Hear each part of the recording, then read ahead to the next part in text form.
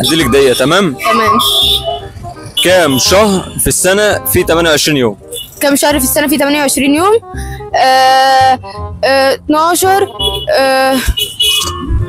كم شهر في السنة في 28 يوم؟ ايوه. 11.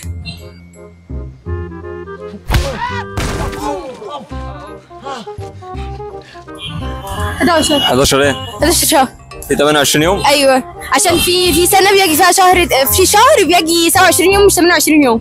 بجد؟ بجد. طب الشهر ايه؟ ما اعرفش. بس هو تقريبا يا اما 3 يا اما 3 يا اما 2. يا 3 يا 2.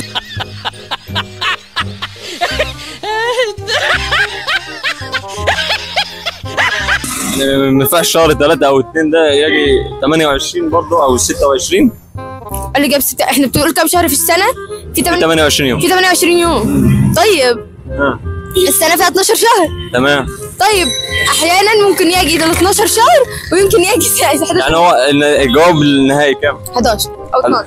11؟ لا غلط. شكرا.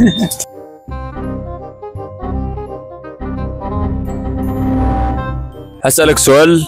تمام. في 30 ثانية لو عرفته هتاخد 50 جنيه. تمام. كم شهر في 28 يوم؟ ابريل ومارس. ابريل ومارس بس اللي فيهم 28 يوم.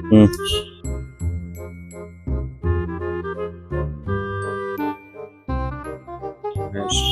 ده نهاية العالم كده ولا؟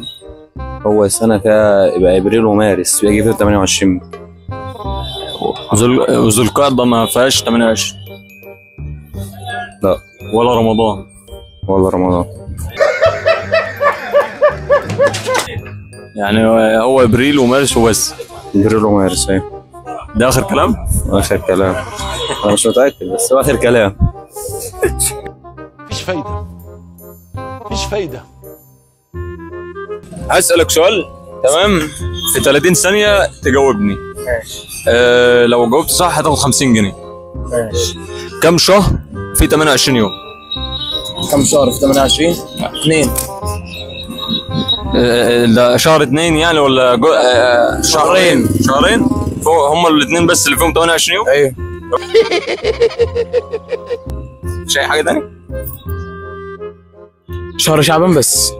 شهر شعبان؟ طب ورجب؟ ورجب؟ لا. شهر شعبان بس. مفيش؟ طب خلاص هم كده كده 30 ثانية عدت اصلا. ايه.